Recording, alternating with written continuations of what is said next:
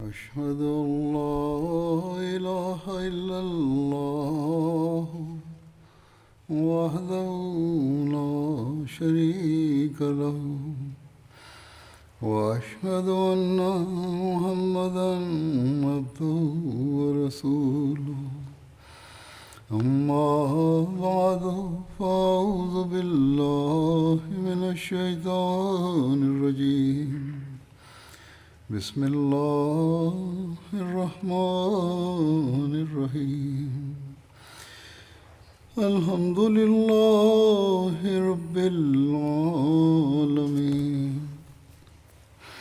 الرحمن الرحيم مالك يوم الدين إياك نعبد وإياك نستعين اهدنا الصراط المستقيم صراط الذين أنعمت عليهم غير المغضوب عليهم ولا الضالين.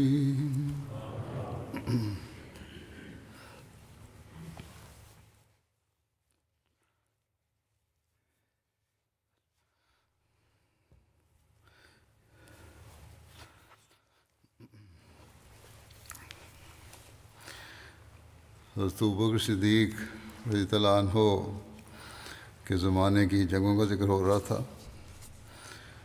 اس ضمن میں فتح دمشق جو 13 ہجری میں ہوئی، اس کے بارے میں کچھ تفصیل بیان کرتا ہوں. یہ آخری جنگ تھی جو ابوبکر صدیق رضی اللہ عنہ کے زمانے میں ہوئی. دمشق جو ہے، یہ اس کے محلِ وقوع کے بارے میں ذکر ہے کہ یہ قدیم دمشق شام کا دارالحکومت اور تاریخی روایات کا حامل شہر تھا. ابتداء میں یہ بت پرستی کا بہت بڑا مرکز تھا، لیکن جب عیسائیت آئی تو اس کے بت قدے کو کلیسیا بنا دیا گیا. یہ ایک اہم تجارتی مرکز تھا.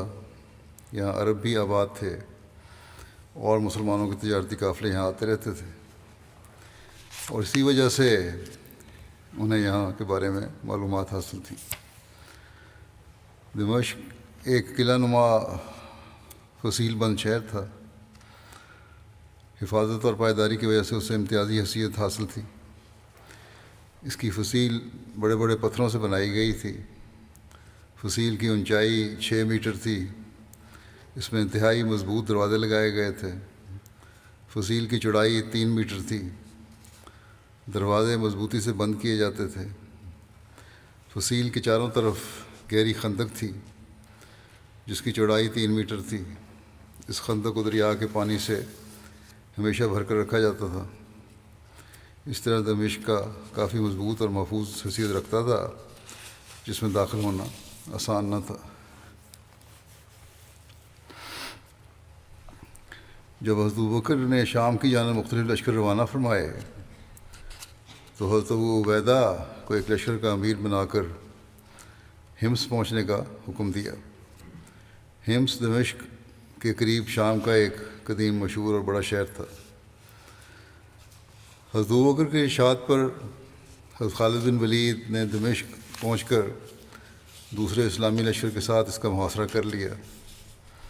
اہل دمشق قلعہ کی دیوار پر چڑھ کر مسلمانوں پر پتھر اور تیر برساتے تھے.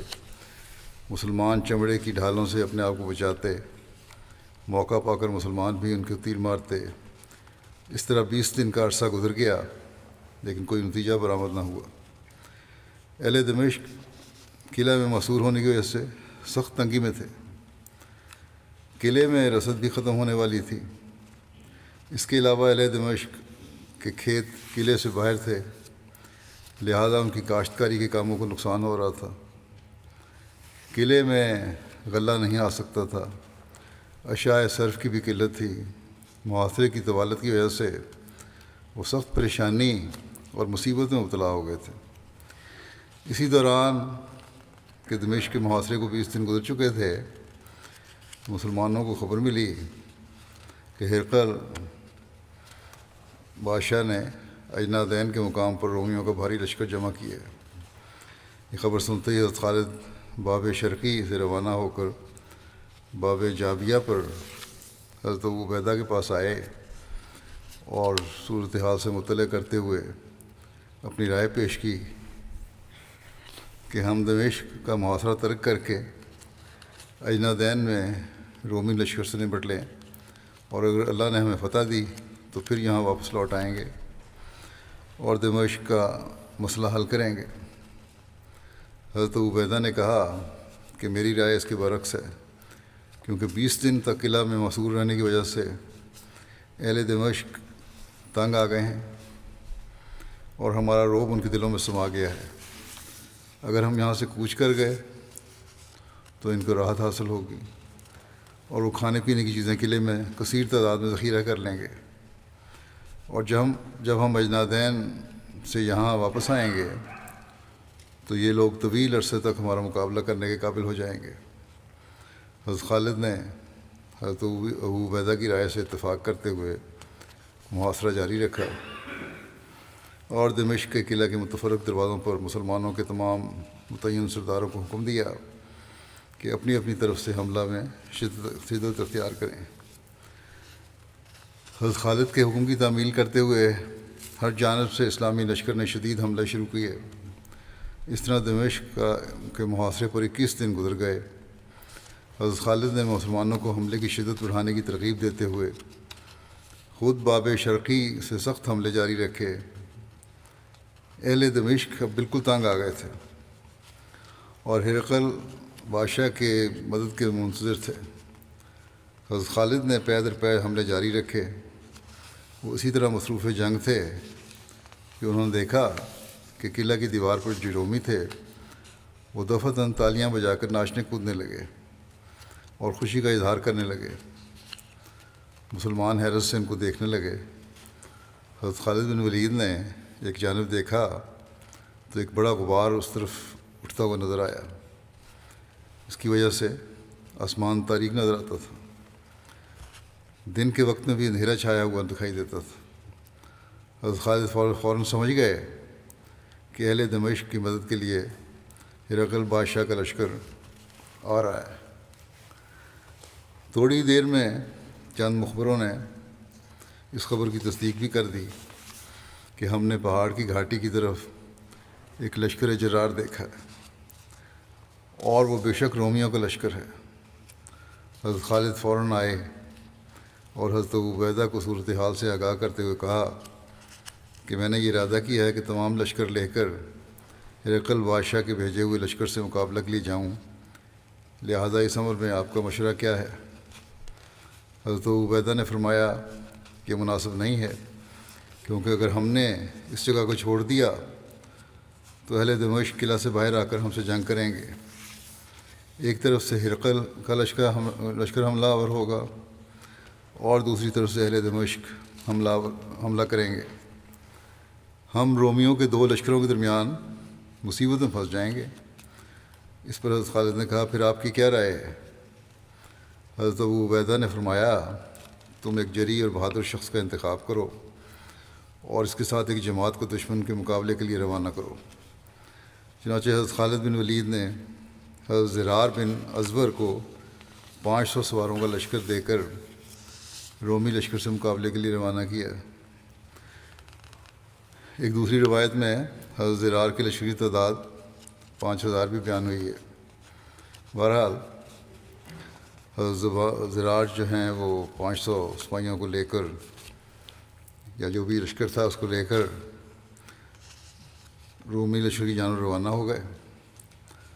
چند سپاہیوں نے رومیوں کا لشکر دیکھ کر آپ سے کہا کہ یہ لشکر بہت بڑا ہے اور ہم صرف 500 ہیں، بہتر یہی ہے کہ ہم واپس چلیں اور اپنے لشکر کے ساتھ مل کر اس کا مقابلہ کریں۔ حضرت زرار نے کہا دشمن کی کثرت سے مت گھبراؤ، خدا نے بہت دفعہ قلت کو کثرت پر غالب کیا ہے، وہ اب بھی ہماری مدد کرے گا۔ ساتھیو، واپس جانا تو جہاد سے فرار ہے۔ جو اللہ تعالیٰ کو پسند نہیں۔ کیا تم عرب کی بہادری اور جان نثاری کو داغ لگاؤ گے؟ جسے واپس جانا ہو چلا جائے، میں تو لڑوں گا، اسلام کے نام کو بلند کروں گا، خدا مجھے بھاگتے ہوئے نہ دیکھے۔ تمام مسلمان یک زبان ہو کر بولے کہ ہم اسلام پر نثار ہوں گے، شہادت کا مرتبہ پائیں گے، یعنی کہ ہم تیار ہیں جنگ کے لیے۔ حضرت زرار خوش ہو گئے، حکم دیا کہ دشمن پر ایک ہی بار حملہ کر کے اسے تہس نہس کر دو۔ مسلمان اور حضرت زرار نے رومی لشکر پر مسلسل وار کیے اور بہادری سے لڑائی کی۔ رومی سپہ سالار کے بیٹے نے حضرت زرار پر حملہ کیا اور آپ کے بائیں بازو پر نیزہ مارا، جس کی وجہ سے خون تیزی سے بہنے لگا۔ ایک لمحے کے لیے آپ نے اسی کے دل پر نیزہ مار کر اسے قتل کر دیا۔ ایک لمحے کے بعد آپ نے اسی کے دل پر نیزہ مار کر اسے قتل کر دیا۔ آپ کا نیزہ اس کے سینے میں پھنس گیا اور اس کا پھل ٹوٹ گیا۔ رومی فوج نے آپ کا نیزہ خالی دیکھا تو آپ کی طرف ٹوٹ پڑے اور آپ کو قید کر لیا، کیونکہ ہتھیار نہیں تھا ہاتھ میں۔ صحابہ کرام نے جب دیکھا کہ حضرت زرار قید ہو گئے ہیں تو بہت غمگین ہو اور پریشان ہو گئے۔ انہوں نے کئی دفاعی حملے کیے مگر ان کو چھڑا نہ سکے۔ حضرت زرار کی گرفتاری کی خبر جب حضرت خالد کو پہنچی تو آپ بہت پریشان ہوئے اور ساتھیوں سے رومی لشکر کے متعلق معلومات لے کر حضرت ابو عبیدہ سے مشورہ کیا اور حملے کے متعلق رائے لی۔ حضرت ابو عبیدہ نے فرمایا کہ دمشق کے محاصرہ کا معقول انتظام کر کے آپ حملہ کر سکتے ہیں۔ کمانڈر کیونکہ اس وقت حضرت ابو عبیدہ تھے۔ حضرت خالد نے محاصرہ کا انتظام کرنے کے بعد اپنے ساتھیوں کے ساتھ دشمن کا تعاقب کیا اور ان کو ہدایت کی کہ جیسے ہی دشمن ملے اس پر اچانک حملہ کرنا۔ اگر زرار کو ان لوگوں نے قتل نہ کیا ہو تو شاید ہم زرار کو چھڑا لائیں گے، اور اگر زرار کو شہید کیا ہو تو بخدا ہم ان سے بھرپور انتقام لیں گے۔ تاہم مجھے امید ہے کہ اللہ ہم کو زرار کے متعلق صدمہ نہیں دے گا۔ اسی دوران حضرت خالد نے ایک شاہ سوار کو سرخ عمدہ گھوڑے پر دیکھا جس کے ہاتھ میں لمبا چمکدار نیزہ تھا۔ اس کی وضع قطع سے بہادری، دانائی اور جنگی مہارت نمایاں تھیں۔ زرہ کے اوپر لباس پہن رکھا تھا، پورا بدن اور منہ چھپا ہوا تھا اور فوج کے آگے آگے تھا۔ حضرت خالد نے تمنا کی کہ کاش مجھے معلوم ہو جائے کہ یہ شاہ سوار کون ہے، واللہ یہ شخص نہایت دلیر اور بہادر معلوم ہوتا ہے۔ سب لوگ اس کے پیچھے پیچھے جا رہے تھے۔ لشکر اسلام جب کفار کے قریب پہنچا تو لوگوں نے اس شاہ سوار کو رومیوں پر ایسے حملہ کرتے دیکھا جس طرح باز چڑیوں پر جھپٹتا ہے۔ اس کا ایک حملہ تھا جس نے دشمن کے لشکر میں تہلکہ ڈال دیا اور مقتولین کے ڈھیر لگا دیے، اور بڑھتے بڑھتے دشمن کے لشکر کے درمیان میں پہنچ گیا۔ وہ چونکہ اپنی جان کو ہلاکت میں ڈال چکا تھا، اس لیے دوبارہ پلٹا اور کافروں کے لشکر کو چیرتا ہوا اندر گھستا چلا گیا۔ جو سامنے آیا اس کو ریزہ ریزہ کر کے رکھ دیا۔ کچھ لوگوں کا خیال تھا کہ یہ شخص حضرت خالد ہی ہو سکتے ہیں۔ رافع نے حیرانگی سے خالد سے پوچھا کہ یہ شخص کون ہے؟ حضرت خالد نے فرمایا مجھے معلوم نہیں، میں خود حیران ہوں کہ یہ کون ہے۔ حضرت خالد لشکر کے آگے کھڑے تھے کہ وہی سوار دوبارہ رومیوں کے لشکر سے نکلا۔ رومیوں کا کوئی بھی سپاہی اس کے مقابل نہیں آ رہا تھا، اور یہ تنہا کئی آدمیوں سے مقابلہ کرتے ہوئے رومیوں کے درمیان لڑ رہا تھا۔ اسی دوران حضرت خالد نے حملہ کر کے اسے کفار کے گھیرے سے نکالا اور یہ شخص لشکر اسلام میں پہنچ گیا۔ حضرت خالد نے اس سے کہا تو نے اپنے غصے کو اللہ کے دشمنوں پر نکالا ہے، بتاؤ تم کون ہو؟ اس سوار نے کچھ نہ بتایا اور پھر جنگ کے لیے تیار ہو گیا۔ حضرت خالد نے فرمایا اللہ کے بندے، تو نے مجھے اور تمام مسلمانوں کو بے چینی میں ڈال دیا ہے، تو اس قدر بے پرواہ ہے، آخر تو کون ہے؟ حضرت خالد کے اصرار پر اس نے جواب دیا کہ میں نے نافرمانی کی وجہ سے اعراض نہیں کیا، یہ نہیں کہ میں نافرمان ہوں اس لیے تمہیں جواب نہیں دے رہا، بلکہ مجھے شرم آتی ہے کیونکہ میں مرد نہیں ہوں، ایک عورت ہوں۔ عورتیں بھی اس بہادری کا نمونہ دکھاتی تھیں۔ مجھے میرے درد دل نے اس میدان میں اتارا ہے۔ خالد نے پوچھا کہ کون سی عورت؟ فرمایا، اس عورت نے عرض کیا کہ زرار کی بہن خولہ بنت ازور ہوں۔ بھائی کی گرفتاری کا پتہ لگا تو میں نے وہی کیا جو آپ نے دیکھا۔ حضرت خالد نے سن کر کہا کہ ہم سب کو متفقہ حملہ کرنا چاہیے۔ اللہ سے امید ہے کہ وہ زرار کو قید سے رہائی دلا دے گا۔ حضرت خولہ نے کہا کہ میں بھی حملہ میں پیش رہوں گی۔ پھر خالد نے بھرپور حملہ کیا۔ رومیوں کے پیر اکھڑ گئے اور رومیوں کا لشکر تتر بتر ہو گیا۔ حضرت رافع نے شجاعت کے جوہر دکھائے۔ مسلمان ایک بار پھر بھرپور حملے کے لیے تیار ہوئے تھے کہ اچانک کفار کے لشکر سے کچھ سوار اس طرف تیزی سے امان مانگتے ہوئے آ گئے۔ حضرت خالد نے فرمایا، ان کو امان دے دو، اور فرمایا میرے پاس لے آؤ۔ پھر خالد نے ان سے پوچھا کہ تم لوگ کون ہو؟ انہوں نے کہا کہ ہم روم کی فوج کے لوگ ہیں اور حمص کے رہنے والے ہیں اور صلح چاہتے ہیں۔ حضرت خالد نے فرمایا کہ صلح تو حمص پہنچ کر ہوگی، یہاں پر قبل از وقت ہم صلح نہیں کر سکتے۔ البتہ تم کو امان ہے، جب اللہ فیصلہ کرے گا اور ہم غالب آئیں گے تب وہاں پر بات ہوگی۔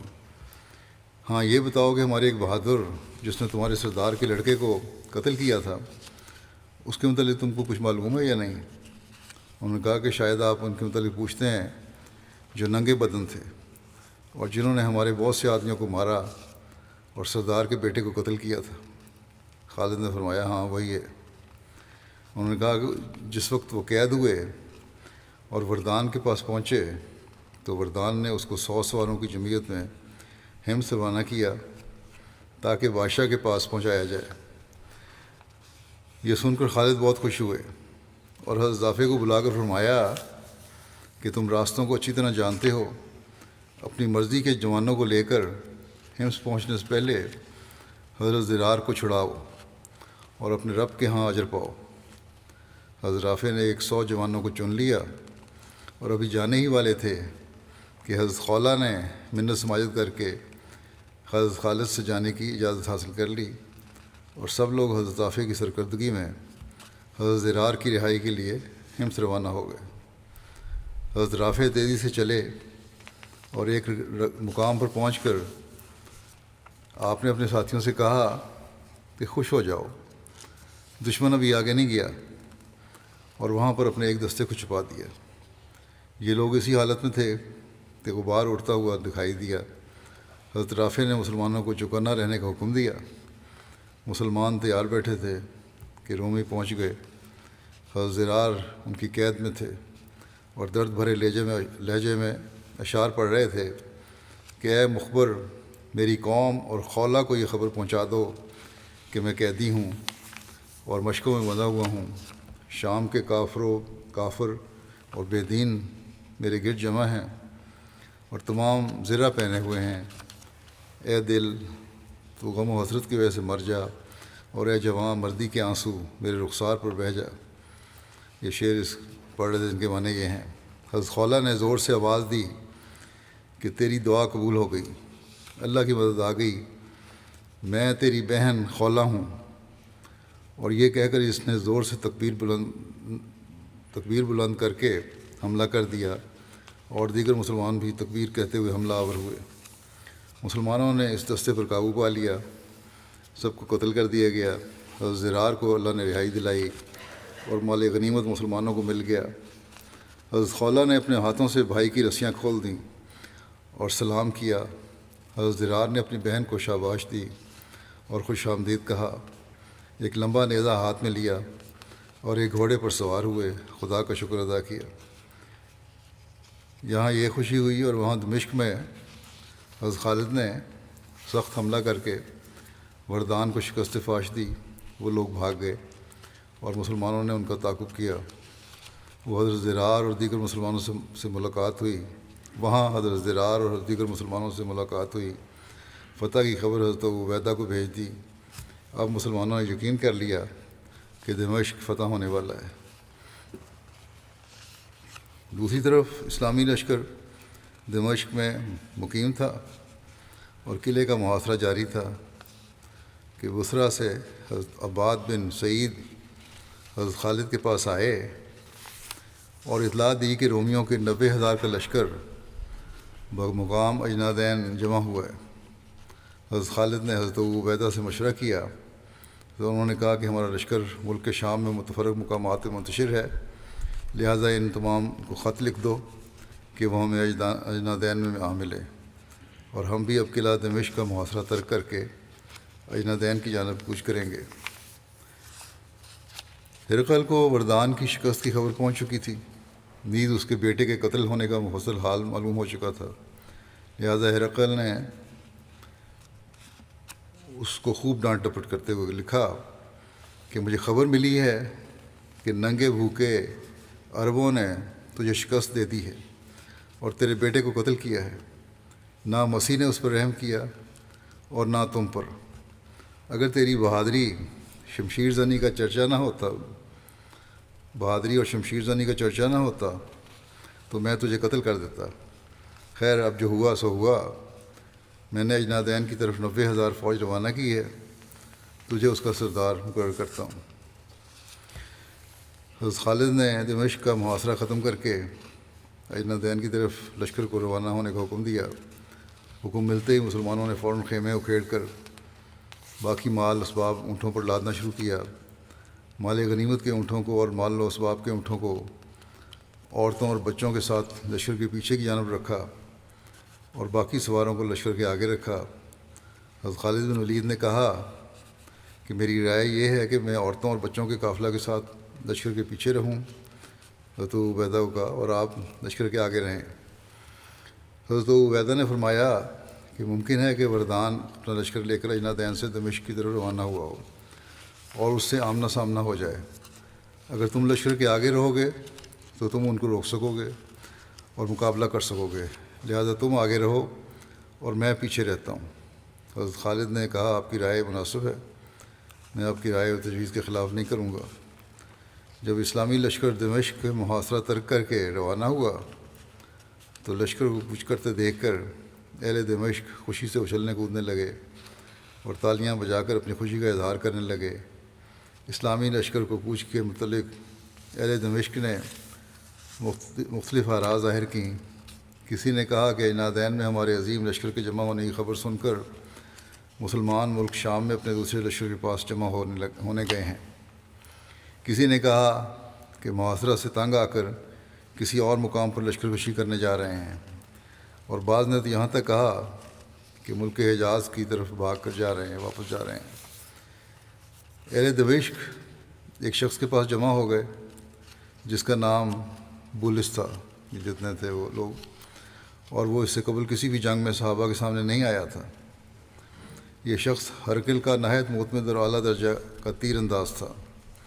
اہل دمشق نے اس کو امیر بنایا اور ہر قسم کا لالچ دے کر جنگ کے لیے آمادہ کیا۔ نیز انہوں نے اس بات کی قسمیں کھائیں کہ وہ میدان جنگ چھوڑ کر نہیں بھاگیں گے، اور جو بھی ان میں سے میدان چھوڑے گا تو آپ کو اختیار ہوگا کہ اسے اپنے ہاتھ سے قتل کر دیں۔ یہ عہد و پیمان جب مکمل ہو گیا اور بولس گھر میں داخل ہو کر زرہ پہننے لگا تو بیوی نے پوچھا کہ کہاں جاتے ہو؟ بولس نے کہا کہ دمشق والوں نے مجھے اپنا امیر بنایا ہے، اب عربوں کے ساتھ لڑنے جا رہا ہوں۔ بیوی نے اس سے کہا کہ ایسا مت کرو، بلکہ گھر میں بیٹھے رہو، تم عربوں سے لڑنے کی طاقت نہیں ہے تمہیں، ان سے خواہ مخواہ مت لڑو۔ میں نے آج ہی خواب میں دیکھا ہے کہ تمہارے ہاتھ میں کمان ہے اور ہوا میں چڑیوں کا شکار کر رہے ہو۔ بعض چڑیاں زخمی ہو کر گر گئیں مگر پھر اٹھ کر اڑنے لگیں۔ میں تعجب میں پڑ گئی کہ اچانک اوپر سے خواب میں دیکھا کہ ایک عقاب اوپر سے عقاب آ گئے، ایک نہیں کئی عقاب آ گئے، اور تم اور تمہارے ساتھیوں پر ایسے ٹوٹ پڑے کہ سب کو نیست و نابود کر دیا۔ بولس نے کہا تو نے مجھے بھی خواب میں دیکھا تھا؟ اس نے کہا ہاں، عقاب نے زور سے تجھے ٹھونک ماری اور تو بے ہوش ہو گیا تھا۔ بولس نے یہ باتیں سن کے اپنی بیوی کو تھپڑ مارا اور کہا کہ تیرے دل میں عربوں کا خوف بیٹھ گیا ہے، خواب میں بھی وہی خوف ہے، گھبراؤ مت، میں ابھی ان کے امیر کو تیرا خادم اور اس کے ساتھیوں کو بکریوں اور خنزیروں کا چرواہا بنا دوں گا۔ بولس نہایت تیزی سے 6,000 سوار اور 10,000 پیدل لشکر لے کر مسلمانوں کے پیچھے ان کے مقابلے کے لیے نکل گیا اور اسلامی فوج کی عورتوں، بچوں، مال مویشی اور ابو عبیدہ کے 1,000 لشکر کا تعاقب کیا۔ مسلمان بھی مقابلے کے لیے تیار ہو گئے۔ دیکھتے ہی دیکھتے کفار پہنچ گئے۔ بولس سب سے آگے تھا۔ اس نے ایک دم 6,000 سپاہیوں کے ساتھ ابو عبیدہ پر حملہ کیا۔ بولس کا بھائی بطرس پیدل فوج کے ساتھ عورتوں کی طرف بڑھا اور کچھ عورتیں گرفتار کر کے دمشق کی طرف واپس پلٹا۔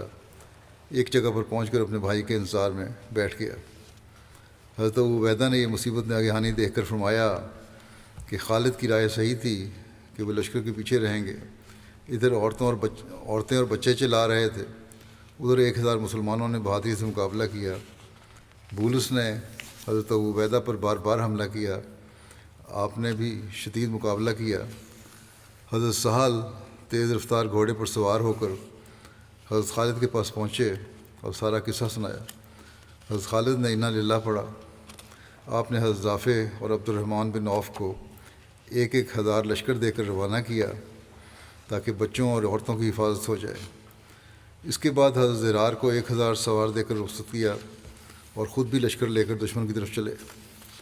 ادھر حضرت ابو عبیدہ بولس کے ساتھ مصروف جنگ تھے۔ اتنے مختلف علاقوں سے آنے والے مسلمانوں کے لشکر پہنچ گئے۔ انہوں نے ایسا حملہ کیا کہ دمشق سے آ کر حملہ کرنے والے رومیوں کو اپنی ذلت و خواری کا یقین ہو گیا۔ حضرت زرار آگ کے شعلہ کی طرح بولس کی طرف بڑھے۔ اس نے جب آپ کو دیکھا تو کانپ اٹھا اور پہچان لیا۔ بولس گھوڑے سے اتر کر پیدل بھاگنے لگا۔ حضرت زرار نے بھی اس کا تعاقب کیا اور اس کو زندہ پکڑ لیا اور قید کر لیا۔ اس جنگ میں کفار کے 6,000 آدمیوں میں سے بمشکل 100 آدمی زندہ بچے تھے۔ حضرت زرار پریشان تھے کیونکہ حضرت خولہ بھی قید ہو چکی تھی۔ حضرت خالد نے کہا کہ گھبراؤ نہیں، ہم نے ان کے ایسے آدمی پکڑے ہوئے ہیں جن کے بدلے میں وہ ہمارے قیدی آسانی سے رہا کر دیں گے۔ حضرت خالد نے 2,000 سپاہیوں کو اپنے ساتھ لیا اور باقی تمام افواج کو حضرت ابو عبیدہ کے حوالے کر دیا تاکہ عورتوں کی حفاظت ہو جائے، اور خود قیدی خواتین کی تلاش میں نکل گئے۔ اب جلدی چل کر اس جگہ پہنچے جہاں پر دشمن مسلمان عورتوں کو قید کر کے لے گئے تھے۔ آپ نے دیکھا کہ غبار اڑ رہا ہے۔ آپ کو توجہ ہوا کہ یہاں لڑائی کیوں ہو رہی ہے۔ پتہ کرنے معلوم ہوا کہ بولس کا بھائی بطرس عورتوں کو گرفتار کر کے نہر کے پاس بھائی کے انتظار میں رک گیا تھا اور اب وہ عورتوں کو آپس میں بانٹنے لگے تھے۔ بطرس نے حضرت خولہ کے بارے میں کہا کہ یہ میری ہے۔ انہوں نے عورتوں کو ایک خیمہ میں قید کر دیا اور خود آرام کرنے لگے، اور انہیں بولس کا انتظار بھی تھا۔ ان عورتوں میں سے اکثر بہادر اور تجربہ کار شاہ سوار عورتیں بھی تھیں۔ وہ ہر قسم کی جنگ جانتی تھیں۔ یہ آپس میں جمع ہوئیں اور حضرت خولہ نے انہیں مخاطب کرتے ہوئے کہا کہ اے قبیلہ حمیر کی بیٹیوں اور اے قبیلہ طبہ کی یادگاروں، کیا تم اس پر راضی ہو کہ رومی کفار تم کو لونڈیاں بنائیں؟ کہاں گئی تمہاری شجاعت، اور کیا ہوئی تمہاری وہ غیرت جس کا ذکر عرب مجلسوں میں ہوا کرتا تھا؟ افسوس، میں تمہیں غیرت سے علیحدہ اور شجاعت و حمیت سے خالی پا رہی ہیں۔ اس آنے والی مصیبت سے تو تمہاری موت افضل ہے۔ یہ سن کر ایک صحابیہ نے کہا، اے خولہ، تو نے جو کچھ بیان کیا ہے بے شک درست ہے، لیکن یہ بتاؤ کہ ہم قید میں ہیں، ہمارے ہاتھ میں نیزہ تلوار نہیں ہے، ہم کیا کر سکتی ہیں؟ نہ گھوڑا ہے نہ اسلحہ ہے، کیونکہ اچانک ہم کو قید کر لیا گیا ہے۔ حضرت خولہ نے فرمایا کہ ہوش کرو، خیموں کے ستون تو موجود ہیں، ہمیں چاہیے کہ انہیں اٹھا کر ان بدبختوں پر حملہ کریں، آگے مدد اللہ فرمائے گا، یا ہم غالب آ جائیں گے ورنہ شہید تو ہو جائیں گی۔ اس پر ہر خاتون نے خیمہ کی ایک لکڑی اٹھائی۔ حضرت خولہ ایک لکڑی کندھے پر رکھ کر آگے ہوئیں۔ حضرت خولہ نے اپنے ماتحت خواتین سے فرمایا کہ زنجیر کی کڑیوں کی طرح ایک ساتھ ہو جاؤ، متفرق نہ ہونا، ورنہ سب قتل ہو جاؤ گی۔ اس کے بعد حضرت خولہ نے آگے بڑھ کر ایک رومی کافر کو مار کر قتل کیا۔ رومی لوگ ان عورتوں کی جرأت و بہادری دیکھ کر حیران ہو گئے۔ بطرس نے کہا، بدبختو یہ کیا کر رہی ہیں؟ ایک صحابیہ نے جواب دیا کہ آج ہم نے ارادہ کر لیا ہے کہ ان لکڑیوں سے تمہارے دماغ درست کر دیں اور تمہیں قتل کر کے اپنے اسلاف کی عزتوں کی حفاظت کریں۔ بطرس نے کہا کہ ان کو زندہ پکڑ لو اور خولہ کو زندہ پکڑنے کا خاص خیال رکھو۔ چاروں طرف سے 3000 رومی حلقہ باندھ کر کھڑے تھے، مگر کوئی شخص عورتوں تک نہیں آ سکتا تھا۔ اگر وہ آگے بڑھتا تو یہ عورتیں ان کے گھوڑوں اور پھر ان کو مار دیتی تھیں۔ اس طرح 30 سواروں کو ان عورتوں نے موت کے گھاٹ اتار دیا۔ بطرس کو دیکھ کر آگ بگولا ہو گیا، گھوڑے سے نیچے اترا، اپنے ساتھیوں کے ساتھ ہو کر تلواروں سے حملہ آور ہوا، مگر یہ عورتیں ایک جگہ اکٹھی ہوئیں اور سب کا مقابلہ کیا اور کوئی قریب نہ آ سکا۔ حضرت خولہ کو مخاطب کرتے ہوئے بطرس نے کہا کہ اے خولہ، اپنی جان پر رحم کرو، میں تمہاری قدر کرتا ہوں، میرے دل میں بھی تیرے لیے بہت کچھ ہے۔ کیا تمہیں یہ پسند نہیں کہ میں بادشاہ جیسا آدمی تیرا مالک بنوں اور میری ساری جائیداد تمہاری جائیداد ہو جائے؟ حضرت خولہ نے فرمایا، اے کافر بدبخت، خدا کی قسم اگر میرا بس چلے تو ابھی تیرا سر لکڑی سے توڑ دوں۔ واللہ مجھے تو یہ بھی پسند نہیں کہ تو میری بکریاں اور اونٹ چرائے، چاہے جائے کہ تو میری برابری کا دعویٰ کرے۔ اس پر بطرس نے لشکر سے کہا کہ ان سب کو قتل کر دو۔ لشکر والے نئے سرے سے تیار ہو رہے تھے اور ابتدائی حملہ کرنے والے تھے کہ مسلمان حضرت خالد کی سرکردگی میں وہاں پہنچ گئے۔ آپ کو تمام حالات و واقعات کا علم ہوا۔ عورتوں کی بہادری اور مقابلے سے مسلمان بہت خوش ہوئے اور پھر پورے لشکر نے کفار کے ارد گرد دائرہ ڈال دیا اور ایک ساتھ حملہ کیا۔ حضرت خولہ نے چلا کر کہا، اللہ کی مدد آ گئی ہے، اللہ نے مہربانی کر دی ہے۔ جب بطرس نے مسلمانوں کو دیکھا تو پریشان ہو گیا اور بھاگنے لگا، مگر بھاگنے سے پہلے اس نے 2 مسلمان شاہ سواروں کو اپنی طرف آتے دیکھا۔ ان میں سے ایک خالد اور دوسرے حضرت زرار تھے۔ زرار نے اس کو ایک نیزہ مارا، وہ گھوڑے سے گرتے گرتے بچا۔ پھر زرار نے دوسرا وار کیا اور وہ ڈھیر ہو گیا۔ مسلمانوں نے بہت سے رومیوں کو قتل کیا، جو بچ گئے وہ دمشق بھاگ گئے۔ جب حضرت خالد واپس لوٹے تو بولس کو بلایا اور اس کو اسلام پیش کیا اور فرمایا، اسلام قبول کرو ورنہ تیرے ساتھ وہی سلوک کیا جائے گا جو تیرے بھائی کے ساتھ کیا گیا۔ بولس نے کہا، میرے بھائی کے ساتھ کیا ہوا ہے؟ خالد نے فرمایا، اس کو قتل کیا ہے۔ بولس نے اپنے بھائی کا انجام دیکھ کر کہا کہ اب زندگی کا کوئی مزہ نہیں ہے، مجھے بھی بھائی کے ساتھ ملا دو۔ چنانچہ اسے بھی قتل کر دیا گیا۔ بہرحال جو اسلامی لشکر پھر اجنادین کے مقام پر جمع ہو گئے، یہ تفصیل پہلے بیان ہو چکی ہے۔ دمشق کا یہ دوسرا محاصرہ ہوا، پہلے تو چھوڑا تھے نا۔ اب اس جنگ کے بعد دوبارہ دمشق کا محاصرے کے بارے میں لکھا ہے کہ اجنادین کی فتح کے بعد حضرت خالد نے اسلامی لشکر کو دمشق کی جانب دوبارہ کوچ کرنے کا حکم دیا۔ اہل دمشق کو اجنادین میں رومی لشکر کی شکست کی اطلاع پہلے ہی مل چکی تھی، لیکن جب انہیں یہ خبر ملی کہ اسلامی لشکر اب دمشق کی طرف آ رہا ہے تو وہ بہت گھبرائے۔ دمشق کی اطراف میں بسنے والے بھاگ کر قلعے میں پناہ گزین ہو گئے اور قلعے میں کافی تعداد میں غلہ اور اشیاء صرف جمع کر لیں تاکہ اگر اسلامی لشکر کا محاصرہ لمبا ہو جائے تو ذخیرہ ختم نہ ہو۔ اس کے علاوہ ہتھیار اور سامان جنگ بھی اکٹھا کر لیا۔ قلعے کی دیواروں پر منجنیق، پتھر، ڈھال، تیر، کمان وغیرہ سامان پہنچا دیا تاکہ قلعے کی دیوار سے محاصرہ کرنے والوں پر حملہ کیا جائے۔ اسلامی لشکر نے دمشق کے قریب پڑاؤ کیا، پھر اسلامی لشکر نے آگے بڑھ کر قلعے کا محاصرہ کر لیا۔ حضرت خالد نے دمشق کے تمام دروازوں پر سرداروں کو ان کے لشکر سمیت متعین کر دیا۔ اس وقت دمشق کا حاکم توما تھا۔ دمشق کے رؤساء، امراء اور دانشمند لوگوں نے توما کو مشورہ دیا کہ ہمارے پاس اسلامی لشکر سے مقابلے کی طاقت نہیں، اس لیے یا تو ہرقل سے مدد طلب کرو یا پھر مسلمانوں سے مصالحت کر لو، جو وہ طلب کریں انہیں دے کر اپنی جان بچاؤ۔ اس پر توما نے تکبر اور غرور سے کہا کہ میں عربوں کی کوئی حیثیت نہیں سمجھتا، میں ہرقل اعظم کا داماد اور جنگ کا ماہر ہوں، میرے ہوتے ہوئے مسلمانوں کو شہر میں پاؤں رکھنے کی ضرورت نہ ہوگی۔ روسا کے سمجھانے پر توما نے یہ کہہ کر انہیں تسلی دی کہ عنقریب ہرقل کی طرف سے ایک بڑا لشکر ہماری مدد کے لیے آ رہا ہے۔ توما نے ہر طرف سے مسلمانوں پر شدت سے حملے کا حکم دیا۔ ان حملوں کے دوران کئی مسلمان زخمی اور شہید ہوئے۔ حضرت ابان بن سعید کو بھی ایک زہر آلود تیر لگا۔ تیر نکالنے کے بعد انہوں نے زخم پر امامہ باندھ لیا، لیکن تھوڑی ہی دیر میں زہر ان کے جسم میں سرایت کر گیا اور وہ غش کھا کر گر گئے اور وہی کچھ دیر بعد جام شہادت نوش کر گئے۔ حضرت ابان کا نکاح اجنادین کی جنگ کے دوران حضرت ابان سے ہوا تھا، اور ان کے ہاتھ کی مہندی کا رنگ اور سر میں عطر کی خوشبو باقی تھی، یعنی بالکل تازہ شادی تھی۔ حضرت ابان کا شمار عرب کی ان بہادر خواتین میں ہوتا تھا جو جہاد کرنے میں پیش رہتی تھیں۔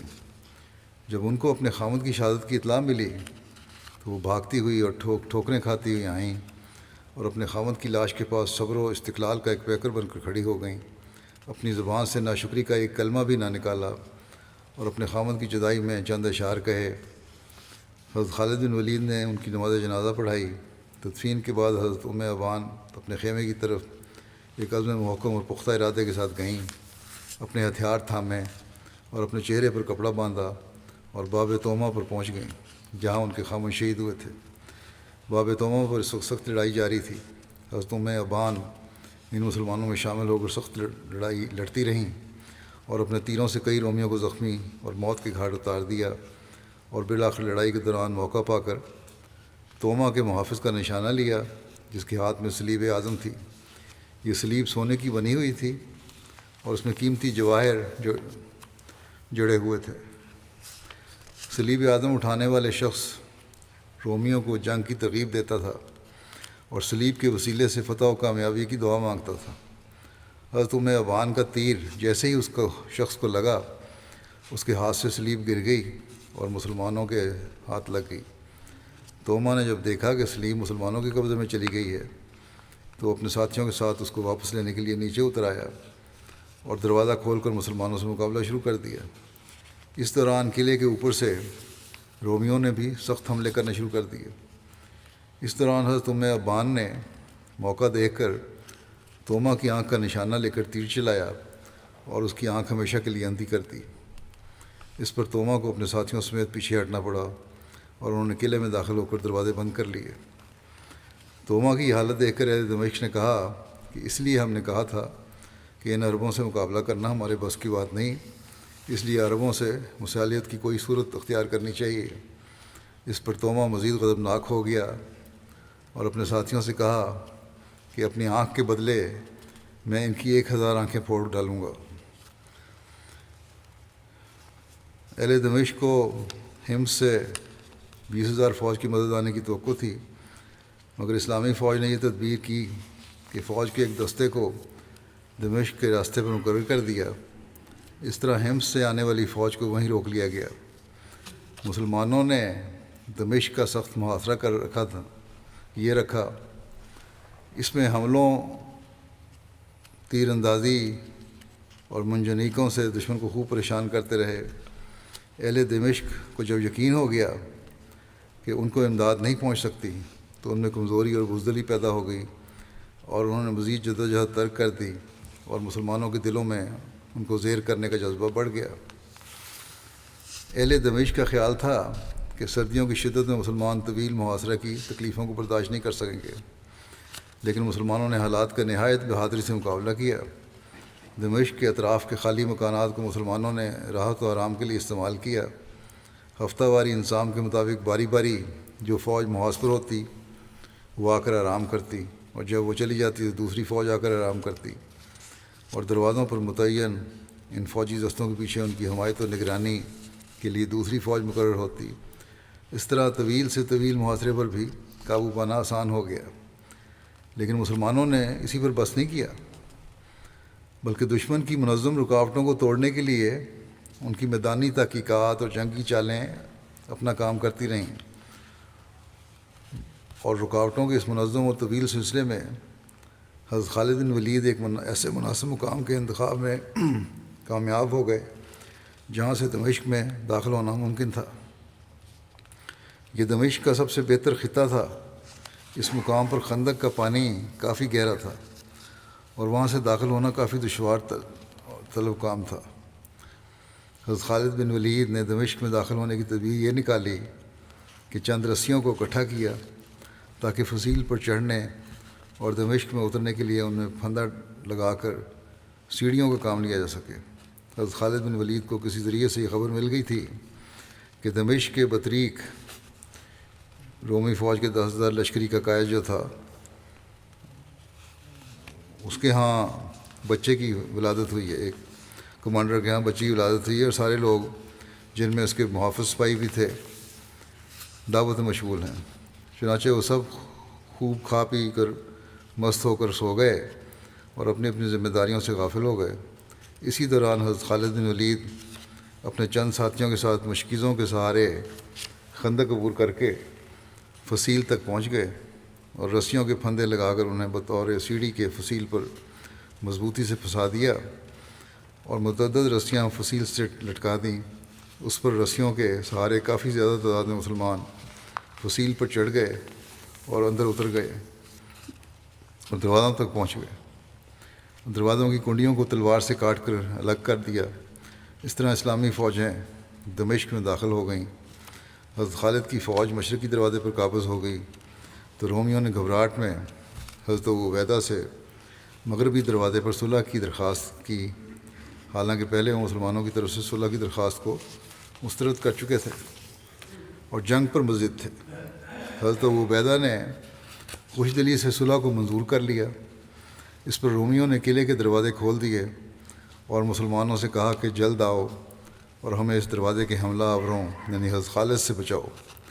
نتیجہ یہ ہوا کہ تمام دروازوں سے مسلمان صلح کے ساتھ شہر میں داخل ہوئے اور حضرت خالد اپنے دروازے سے لڑائی کرتے ہوئے شہر میں داخل ہوئے۔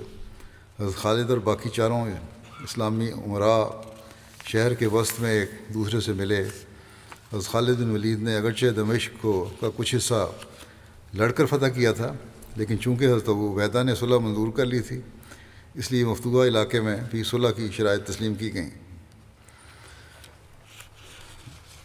یہاں یہ واضح ہو کہ دمشق کی فتح کو بعض لوگ مورخین حضرت عمر کے عہد خلافت میں بیان کرتے ہیں، لیکن دمشق کا یہ معرکہ حضرت ابوبکر صدیق رضی اللہ عنہ کے عہد خلافت میں شروع ہو چکا تھا۔ البتہ اس کی فتح کی خبر جب بھیجی گئی مدینہ تو اس وقت حضرت ابوبکر کی وفات ہو چکی تھی۔ تو یہ ابوبکر کے زمانے کی یہ آخری جنگ تھی۔ آئندہ انشاءاللہ حضرت ابوبکر صدیق کی زندگی کے جو باقی پہلو ہیں وہ بیان ہوں گے۔ اس وقت میں چند مرحومین کا بھی ذکر کرنا چاہتا ہوں۔ پہلا ہے مکرم عمر ابو ارقوب صاحب، جو فلسطین کے صدر جماعت تھے، جنوبی فلسطین کے۔ یہ 15 اگست کو 70 سال کی عمر میں ان کی وفات ہو گئی۔ انا للہ و انا الیہ راجعون۔ عمر ابو ارقوب صاحب نے 2010 میں MTL عربیہ کے ذریعے جماعت سے متعارف ہوئے۔ اس بارے میں انہوں نے کہا کہ جب میں نے سب سے پہلے MTA دیکھا تو محسوس کیا کہ بے شک یہ لوگ نیک اور صالح ہیں۔ میں ایک طرف عالم اسلام کو قتل و غارت، ڈاکہ، چوری اور باہمی منافرت کی حالت میں دیکھتا ہوں، اور دوسری طرف جماعت احمدیہ صلہ رحمی کی تعلیم دیتی ہے اور تہجد پڑھنے اور قرآن مجید کی تلاوت کرنے کی تلقین کرتی ہے، جس سے میں کافی متاثر ہوا اور میں نے کہا کہ یہی سچی جماعت ہے جس کی پیروی ہم پر واجب ہے۔ پھر کہتے ہیں استخارے کے بعد مجھے یقین ہو گیا۔ پھر انہوں نے خواب بھی ایک دیکھی تھی کہ یہی سچی جماعت ہے، اور کہتے ہیں میں اپنی وفات تک انہوں نے یہ عہد کیا کہ میں وفات تک اس جماعت سے منسلک رہوں گا۔ ہر مشکل وقت میں مرحوم بہت ثابت قدم رہتے تھے۔ مرحوم کہا کرتے تھے کہ جب تک میں زندہ ہوں تو اپنے عہد پر ثابت قدم رہوں گا۔ ان کی بیعت کے بعد ان کی اہلیہ محترمہ نے رویا میں دیکھا کہ چند احمدی لوگ ہیں، مکرم عمر صاحب کو اپنے گھر میں ایک کمرے میں لے گئے انہوں نے ان کو نہلایا اور ان کے سینے کو کھول کر صاف کیا اور مجھے کہا کہ دیکھو ہم ان کو بہترین حالت میں واپس لے آئے ہیں۔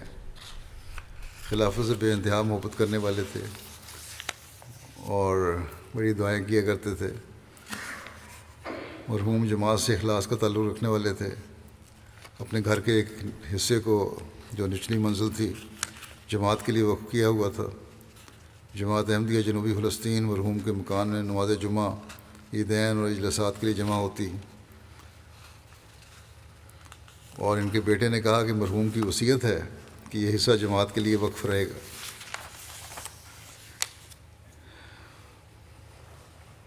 ان کے مخالفین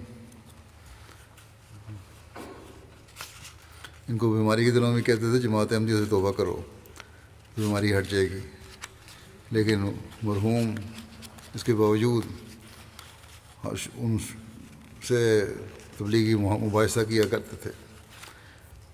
اور ایک شخص جو بہت زیادہ بڑھ بڑھ کے تھا بولنے والا مخالفت میں، اس سے مباحثہ کیا اور اس کے ایسے لاجواب کر دیا کہ اس کو کوئی جواب نہیں سوچا۔ بیماری کی شدت کی وجہ سے مرحوم کو جب بیماری کا دن گزر رہے تھے ان کے، اگلے دن ICU میں منتقل ہونا پڑا۔ مباحثے کے دوران مرحوم کے بیٹے نے اس ملا سے کہا جو بہت زیادہ بڑھ بڑھ کے ان سے بحث کرنے والا تھا کہ والد صاحب کو چھوڑ دو، یہ صاحب تجربہ ہیں، تم ان کو نہیں منا سکتے۔ بہرحال بیٹا کہتا ہے کہ مرحوم نے مرض الموت میں یہ نصیحت کی تھی کہ میری موت پر اداس نہ ہونا۔ پھر حضرت بلال رضی اللہ عنہ کا قول دہراتے رہے کہ غداً سالق الاحبہ محمدً و صحابہ، یعنی کل میں اپنے پیارے محمد صلی اللہ علیہ وسلم اور صحابہ سے ملوں گا۔ مرحوم بہت دل عزیز اور ایک پیاری شخصیت کے مالک تھے۔ مرحوم کی اہلیہ 3 بیٹے اور 4 بیٹیاں ہیں۔ اللہ تعالیٰ ان بچوں کو بھی احمدیت قبول کرنے کی توفیق عطا فرمائے جو احمدی نہیں ہیں، اور مرحوم کے درجات بلند فرمائے، مغفرت اور رحم کا سلوک فرمائے۔ دوسرا ذکر ہے مکرم شیخ ناصر احمد صاحب مٹھی تھرپارکر کا، جو ابھی گزشتہ دنوں 93 سال کی عمر میں وفات پا گئے۔ انا للہ و انا الیہ راجعون۔ مٹھی کے سب سے پہلے احمدی تھے۔ 1969 میں انہوں نے احمدیت قبول کی۔ ایک پرجوش داعی اللہ اور دین کی غیرت رکھنے والے نڈر احمدی تھے۔ 5 وقتہ نمازوں کی پابندی، مہمان نوازی، خلافت سے والہانہ عشق ان کے نمایاں اوصاف تھے۔ انہیں مٹھی اور اس کے گرد و نواح میں متعدد بیعتیں کروانے کی بھی توفیق ملی۔ مٹھی کی پہلی مسجد انہی کی دی ہوئی جگہ پر بنائی گئی تھی۔ خاندان اور برادری کی طرف سے انہیں شدید مخالفت کا سامنا رہا۔ خاص طور پر بچوں کی شادی کا وقت آیا تو برادری نے اپنے خاندان سے باہر احمدیوں میں رشتہ کرنے سے روکنے کے لیے شدید دباؤ ڈالا۔ آپ کا بائیکاٹ کیا گیا۔ وہ ان کی شادیوں میں شامل بھی نہیں ہوئے، لیکن اللہ تعالیٰ کے خاص فضل سے انہوں نے باوجود مخالفت کے تمام بچوں کی شادیاں احمدی گھرانوں میں کیں۔ اپنے بچوں کی تربیت کی طرف خاص توجہ دی، سب کو قرآن کریم پڑھایا، نماز کو پابند کیا۔ اپنی عورتوں کو جو پہلے ہندو جو تھیں اور روایتی ان کا طرز لباس تھا وہ چھڑوا کر انہیں برقع پہنوایا۔ خلیفہ مسیح رابع نے ایک مرتبہ ان کو خراج تحسین دیتے ہوئے فرمایا تھا کہ اگر ہر سینٹر میں ہم ایک ناصر پیدا کر دیں تو ہم یقیناً کامیاب ہو جائیں گے۔ ان کے پسماندگان میں 2 بیٹے اور 4 بیٹیاں شامل ہیں۔ بچے بھی ان کے کچھ خدمت دین کر رہے ہیں، وقف زندگی ہیں۔ اللہ تعالیٰ مرحوم کے درجات بلند فرمائے۔ تیسرا جو ذکر ہے وہ ملک سلطان احمد صاحب سابق مولانا وقف جدید کا ہے، جو بھی گزشتہ دنوں 84 سال کی عمر میں وفات پا گئے۔ انا للہ و انا الیہ راجعون۔ 1938 میں پکا نسوانہ ضلع جھنگ میں یہ پیدا ہوئے تھے۔ پیدائشی احمدی تھے۔ ان کے خاندان میں احمدیت ان کے والد محترم سجادہ صاحب المعروف شہزادہ کے ذریعے سے آئی، جنہوں نے حضرت مسلم موعود رضی اللہ عنہ کے زمانے میں خود قادیان جا کر بیعت کی تھی۔ انہوں نے مڈل تک تعلیم حاصل کرنے کے بعد 1960 میں وقف جدید کے تحت خدمت کی درخواست دی، ان کا وقت قبول ہوا۔ پھر خلیفۃ المسیح رابع جب وقف جدید کے انچارج تھے، ان کے زیر تربیت کے رہے اور کچھ عرصہ وہاں سے تربیت حاصل کر کے 1960 میں ان کی معلم کے طور پر تقرری ہوئی، ترپارکر کے علاقے میں بھیجے گئے، بڑا کام کیا انہوں نے۔ پھر پاکستان کے دوسرے علاقوں میں بھی رہے، 38 سال سے زائد ان کی خدمت کا دور ہے۔ اپنے فوزہ فرائض کے ساتھ بڑے خوش اسلوبی سے سر انجام دیتے رہے، تبلیغ کا بہت شوق تھا، اور اسی وجہ سے 1968 میں ان پر قاتلانہ حملہ بھی ہوا تھا۔ سچائی، ملنساری، مہمان نوازی، خوش مزاجی ان کے بنیادی وصف تھے۔ تہجد گزار، نماز با جماعت کو پابند، دعا گو انسان تھے۔ مرتے دم تک نظام خلافت کے ساتھ دفاع کا تعلق رکھا اور اپنی اولاد کو بھی اس کی تلقین کرتے رہے۔ پسماندگان میں اہلیہ کے علاوہ 3 بیٹے اور 2 بیٹیاں شامل ہیں۔ اللہ تعالیٰ مغفرت و رحم کا سلوک فرمائے، ان سے یاد بلند کرے۔ اگلا ذکر ہے مکرم محبوب احمد راجیکی صاحب کا، جو سعد اللہ پور ضلع منڈی بہاؤدین کے رہنے والے تھے۔ یہ بھی گزشتہ دنوں میں 86 سال کی عمر میں وفات پا گئے۔ انا للہ و انا الیہ راجعون۔ مرحوم موسی تھے۔ پسماندگان میں 2 بیٹے اور 1 بیٹی شامل ہیں۔ ایک بیٹا ان کا باہر ہے جرمنی میں اور لاہور میں مقیم ہے کچھ۔ مرحوم حضرت مسیح علیہ السلام کے صحابہ حضرت غلام علی صاحب راجیکی کے بیٹے اور حضرت مولوی غلام رسول صاحب راجیکی کے بھتیجے تھے، اور حضرت مولوی غوث محمد صاحب کے نواسے تھے۔ ان کے بیٹے مبرور صاحب بیان کرتے ہیں، ان کو 37 سال بطور صدر جماعت سعد اللہ پور خدمت کی توفیق ملی۔ بہت دعا گو، حضور صلی اللہ علیہ وسلم اور حضرت مسیح علیہ السلام کے سچے فدائی، خلافت سے بے حد محبت رکھنے والے نڈار اور بہادر خادم سلسلہ تھے۔ 3 مرتبہ ان کو اسیر رائے مولا رہنے کی توفیق ملی۔ 5 وقتہ نماز کے پابند ہونے کے ساتھ ساتھ باقاعدگی سے لمبی تہجد ادا کرنے والے تھے۔ بے شمار موقع پر خدا تعالیٰ نے ان کو دعاؤں کی قبولیت کی فوری شرف بخشا۔ صاحب رویا کشوف بھی تھے۔ اسیری کے دوران بھی ان کو کئی دفعہ خوابیں آتی رہیں کہ فلاں دن رہائی ہوگی یا فلاں وقت یہ واقعہ ہوگا، اور اسی طرح ہوتا بھی رہا۔ دن میں اکثر درود شریف اور دعاؤں میں مصروف رہتے، بلکہ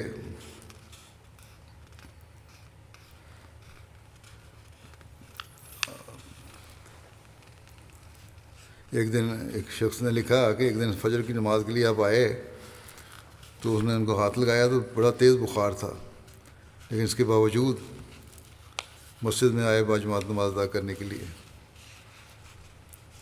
اور MTA سے تعلق اور خلافت سے محبت کا یہ حال تھا کہ اونچا سننے لگے تھے، سمجھ نہیں بھی آتی تھی، تب بھی خطبے کے دوران ٹی وی کے سامنے بیٹھ کر ضرور سننے کی کوشش کرتے تھے۔ ان کی وفات کے بعد ارد گرد کے گاؤں کے غیر احمدی بہت زیادہ آئے، بلکہ پہلے بھی آتے رہتے تھے، اور بڑا اعتقاد تھا، ان سے دعائیں کرایا کرتے تھے۔ وفات کے بعد تو آئے ہی افسوس کرنے، اور دعائیں کراتے تھے اور کہا کرتے تھے اگر یہ احمدی نہ ہوتے تو سینکڑوں ہزاروں کی تعداد میں ان کے مرید ہوتے۔ اللہ تعالیٰ اور ان کی دعاؤں کی قبولیت کی کئی غیر احمدیوں نے بھی واقعات بیان کیے ہیں اور مثالیں دی ہیں۔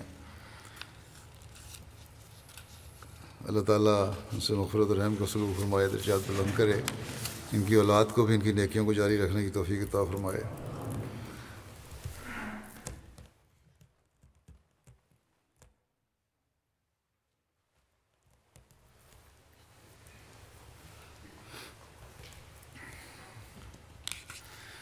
یہ سب نماز انشاءاللہ نمازوں کے بعد ان کے نماز جنازہ ادا کی جائے گی۔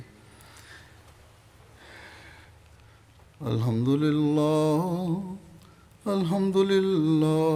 نحمدہ ونستعینہ ونستغفرہ ونؤمن بہ ونتوکل علیہ ونعوذ بالله من شرور أنفسنا ومن سيئات أعمالنا من يهده الله فلا مضل له ومن يضلل فلا هادي له ونشهد أن لا إله إلا الله ونشهد أن محمدا عبده ورسوله عباد الله رحمكم الله إن الله يأمر بالعدل والإحسان وإيتاء ذي القربى وينهى عن الفحشاء